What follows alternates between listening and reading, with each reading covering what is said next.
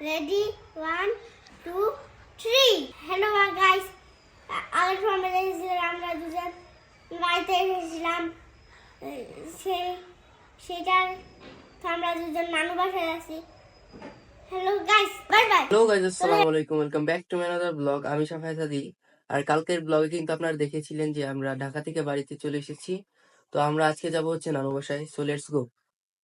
তো আমরা সবকিছু গুছিয়ে রেডি হয়ে বের হয়ে যাই।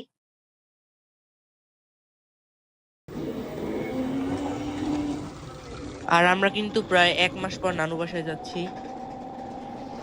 আমরা মেইনলি ঢাকা থেকে বাড়িতে এসেছি কারণ নানু বাসায় ওয়াজ হবে, সেখানে সবাই উপস্থিত থাকবে।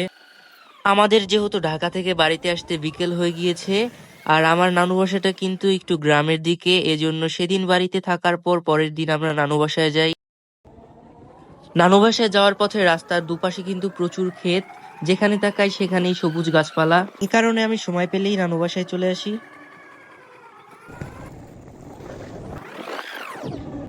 আমার ছোটবেলার বেশিরভাগ সময় কিন্তু আমার নানু বাসায় কাটানো, এ কারণে আমার নানু বাসায় আসতে খুবই ভালো লাগে। আমরা কিন্তু অবশেষে চলে আসলাম নানু বাসায়, আর এসেই কিন্তু আমি বাসার মধ্যে চলে গিয়েছি। এসে আমরা দুপুরের খাওয়া দাওয়ার পরে আমাদেরকে বলে যে খেতে কিছু কাপড় চোপড় রোদ্রে দিয়েছে, তো সেগুলো আনতে আমরা যাই। আমরা কাপড় চোপড় আনার পর কিছুক্ষণ ঘুরি, আর বাসায় এসে কিন্তু রাত্রেবেলা আমরা ওয়াজের প্যান্ডেলের কাছে যাই। আর আসার পথে দেখি কামাল নানা ভাই ঢাকা থেকে চলে এসেছে ওয়াজের জন্য। আমরা কিন্তু ধীরে ধীরে আগাই প্যান্ডেলের দিকে, আর প্যান্ডেলটা কিন্তু বেশি দূরে নয়, আমাদের নানুর বাসা থেকে 2-1 মিনিট লাগে যেতে। প্যান্ডেলটা কিন্তু অনেক সুন্দরভাবে সাজানো হয়েছে। আজকের ব্লগটি এ পর্যন্তই, দেখা হবে অন্য কোনো ব্লগে। সে পর্যন্ত আমার ইউটিউব চ্যানেলটিকে সাবস্ক্রাইব করে আমার পাশেই থাকবেন। আর যারা ফেসবুক থেকে দেখছেন তারা ফেসবুক পেজটিকে ফলো করে দিবেন এবং একটা লাইক দিবেন। Thank you for watching this video.